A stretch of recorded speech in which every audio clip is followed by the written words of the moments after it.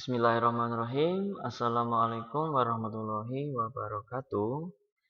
Baik, berjumpa lagi dengan saya dalam mata kuliah komputer.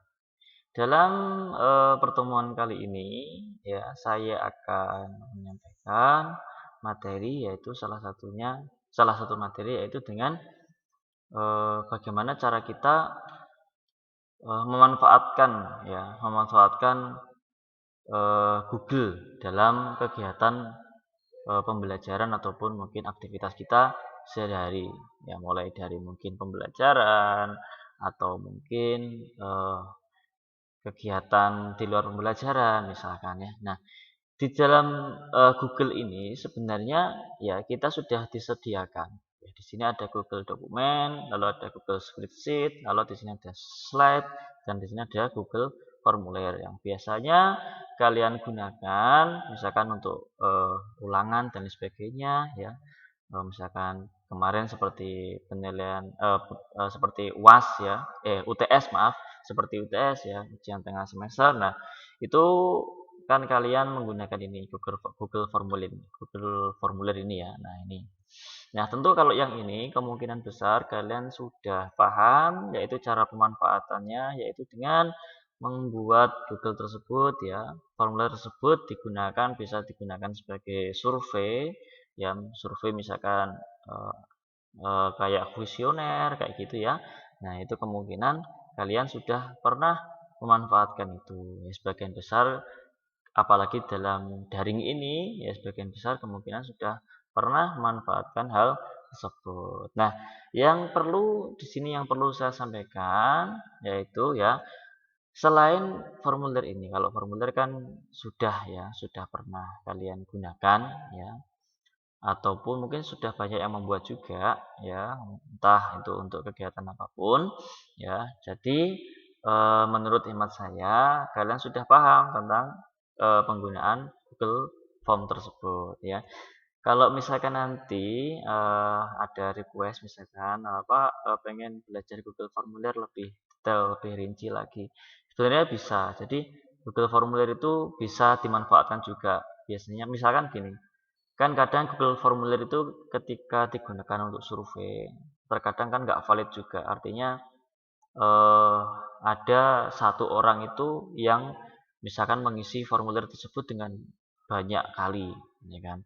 Nah, itu bisa disiasati dengan menggunakan satu email, ya kan? Dengan menggunakan satu email. Nah, ternyata dengan menggunakan satu email pun itu terkadang juga bisa disiasati. Nah, maka ada cara juga bagaimana membuat tidak hanya menggunakan satu email, tapi hanya menggunakan satu HP, yaitu menggunakan eh, cara caranya adalah dengan menggunakan mengunci email tersebut. Jadi email yang hanya satu email saja. Jadi bukan katakanlah satu email itu hanya bisa digunakan satu kali gitu intinya seperti itu. Nah, itu bisa ya dengan menggunakan Google Formulir ini ya. Oke, ya nanti kalau misalkan ada yang istilahnya pengen Pak dijelaskan yang itu misalkan ya, saya akan menjelaskan. Tapi sementara ini saya akan menyampaikan bagaimana ya pemanfaatan Google Dokumen dan Google Spreadsheet ya, Google Dokumen dan Google Spreadsheet-nya. Nah, ini pemanfaatannya ini akan saya pisah menjadi dua pertemuan. Untuk pertemuan pertama, saya akan fokus kepada Google Dokumen, lalu untuk yang pertemuan kedua kita akan gunakan untuk Spreadsheet ya. Untuk Spreadsheet dan mungkin slide juga lah nanti ya. Slide kalau misalkan ada masih ada waktu kita bahas yang slide juga. Oke ya. Nah, yang pertama ketika kita buka dokumen di sini ya. Misalkan ada pertanyaan, Pak bedanya Google Dokumen dengan Microsoft Word itu apa? Sebenarnya tidak jauh beda. Ya, sebenarnya tidak jauh beda. Sebenarnya sama saja. Ya, artinya pemanfaatan dari Google Dokumen ini sebenarnya sama dengan Microsoft Word. Artinya ini ya Google Dokumen ini digunakan untuk membuat sebuah dokumen atau kalian menuliskan sebuah artikel atau mungkin sebuah cerita ya itu bisa memanfaatkan dengan Google Dokumen. Ya, kita buka saja lah ya, biar kalian lebih paham nanti. Nah, ketika kalian membuka, sebenarnya sama seperti tampilan ketika kalian membuka Google Form. Ya, sama seperti ketika kalian membuat Google Form. Ya, nah, oke, misalkan di sini ya. Nah, di sini saya sudah pernah membuat seperti ini ya, membuat sebuah soal kayak gini ya. Soal saya membuatnya di Google Dokumen kayak gitu. Nah, bisa ya, bisa membuat di situ. Oke ya. Nah, langkah pertama ya, kalian klik saja misalkan kalian pengen benar-benar kosong ya. Misalkan benar-benar kosong, ya kalian bisa klik langsung di kosong ini. Tapi kalau misalkan kalian pengen membuat surat ya, di sini sudah disediakan template-nya ya, pengen membuat surat atau pengen membuat istilahnya CV ya, CV Anda gitu ya. Ini bisa di sini ya, atau pengen misalkan oops sorry, saya back ya. Nah, di sini bisa ya. Jadi ketika kalian pengen membuat CV itu gampang. Di sini tinggal mengedit-ngedit nama saja. Oke, saya buka saja ya biar biar kelihatan nanti bentuknya seperti apa. Oke, nah misalkan di sini kan sudah tersedia nama kalian, ya kan, ada nama di sini lalu ada alamat, ya ada nomor HP, ya kan. Nah, lalu di sini ada pengalaman kerja, pendidikan dan seterusnya. Di sini sudah disediakan semua, termasuk bahasa yang kalian gunakan. Misalkan ada kalian menggunakan bisa bahasa Inggris, bahasa Jerman, bahasa Prancis. Nah, kalian bisa tuliskan di sini. Termasuk di sini ada penghargaan, keterampilan dan seterusnya. Nah, jadi memudahkan kita, ya, memudahkan kita dalam membuat sebuah CV gitu ya, curriculum vitae. Oke, nah ini contoh saja. Oke. Nah, saya di sini akan mulai dari yang kosong saja, yang blank ya, dari paper blank di sini ya. Nah, kita buka saja ya yang kosong. Nah, di sini coba yang pertama adalah kita mengenali dulu panel-panelnya. Ya, kita bandingkan dengan yang berada di Microsoft Word ya. Nah, coba kita cek di sini. Nah, di dalam Microsoft Word tentu kalian sudah familiar ya dengan Microsoft Word. Nah, di Microsoft Word itu juga terdapat rata tengah, rata kiri, rata kanan, ada justify juga atau rata kanan kiri. Ya. Di bagian sini ada jarak antar baris. Lalu di sini ada ada shading, di sini ada border, sorry, bukan border ya. Di sini ada violet ya, di sini ada numbering ya kan. Nah, di sini baru ada border and shading ya dan seterusnya ya. Nah, di sini untuk menentukan ini apa kedalaman paragraf ya kan. Kedalaman paragraf inden ya, menggunakan inden yang dulu pernah kita jelaskan ya. Nah, sebenarnya di sini juga ada indennya ya kan, ya di sini ada inden ya, indentasi kiri ya kan, lalu ada indentasi kanan ya kan. Nah, di sini misalkan ya kan.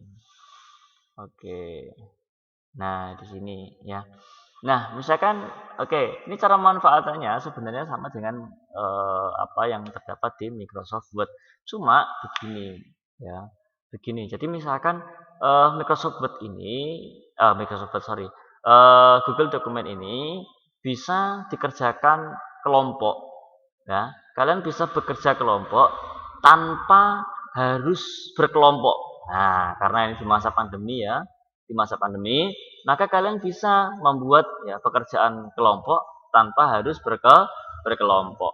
Ya, ini sebenarnya semuanya sama ya, semuanya sama, artinya fungsinya sama seperti di Word itu, ya nggak jauh beda. Nah, bagaimana cara kita untuk membuat kita bisa bekerja kelompok tanpa bertemu ya, bagaimana caranya? Caranya adalah gampang sekali ya. Oke, saya coba untuk membentuk satu paragraf mungkin teks dulu ya. Saya cari saja mungkin cerpen lah ya, mungkin cerpen saja biar gampang nanti. Oke.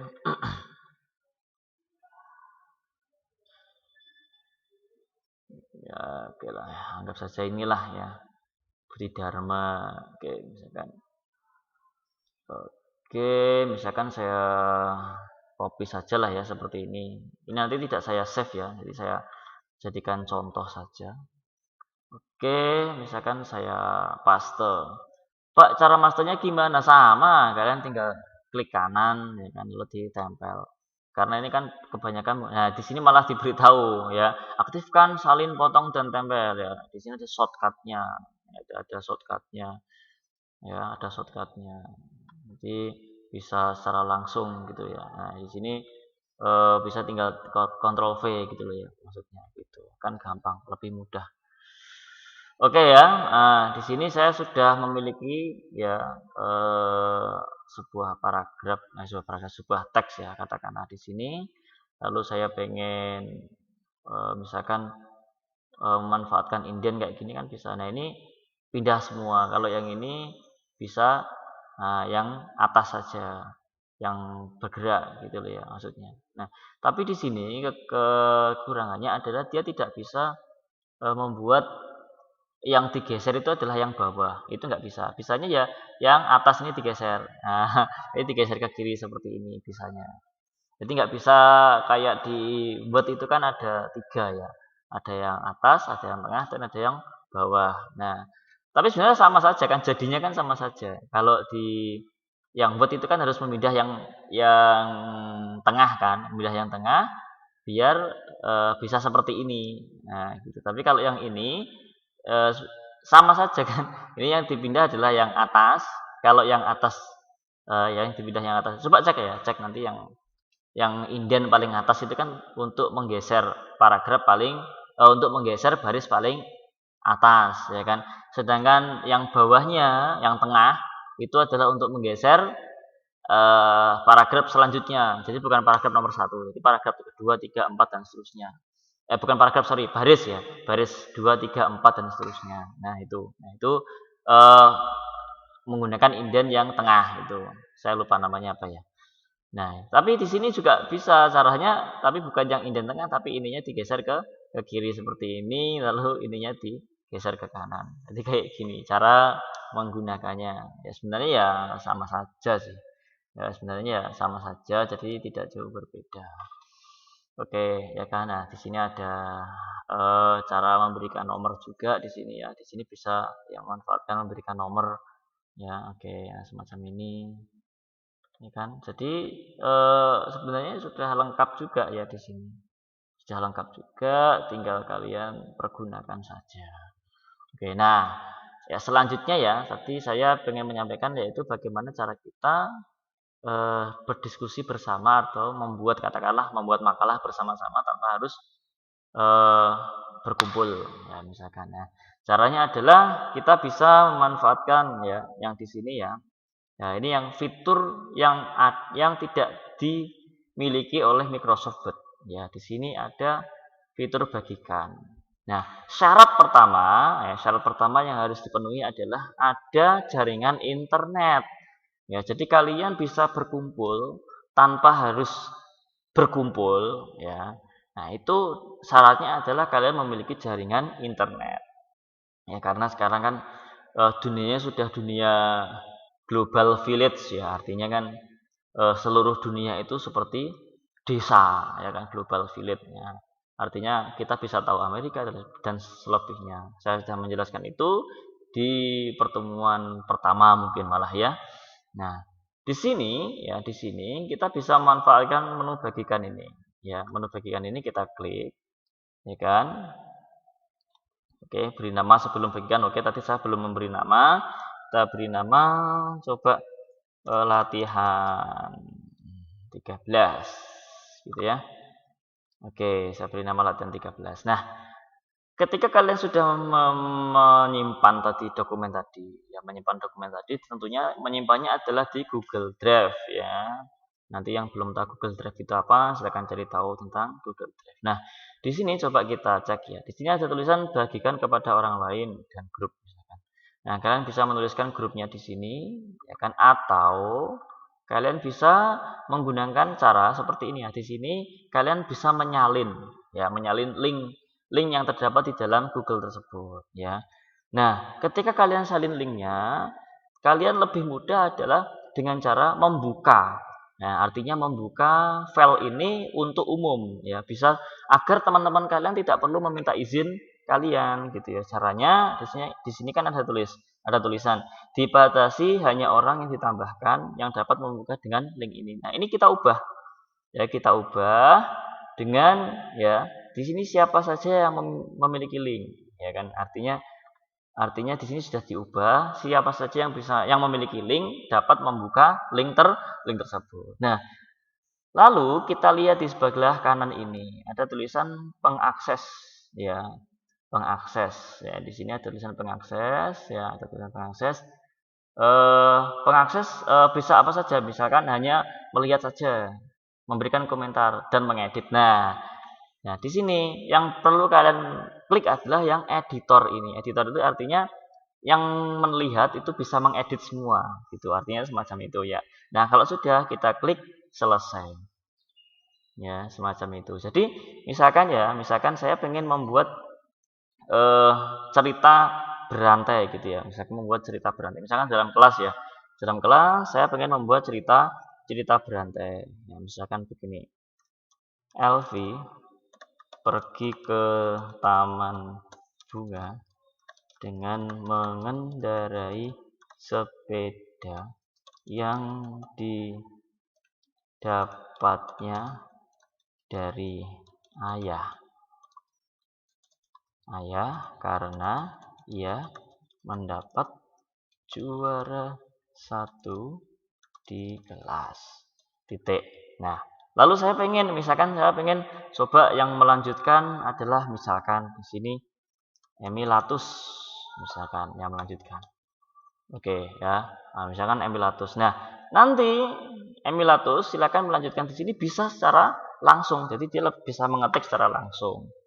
Ya, bisa mengetik secara langsung seperti itu. Misalkan di sini langsung setiap kalimat yang melanjutkan adalah nomor absennya. Jadi misalkan nomor absen 1 itu kalimat berikutnya, nomor absen 2 kalimat berikutnya. Jadi bisa semacam itu ya. Oke, nah nanti kita coba ya. Kita coba nanti saya akan share semacam ini kepada kalian ya, lalu kalian coba ini mengisi ya,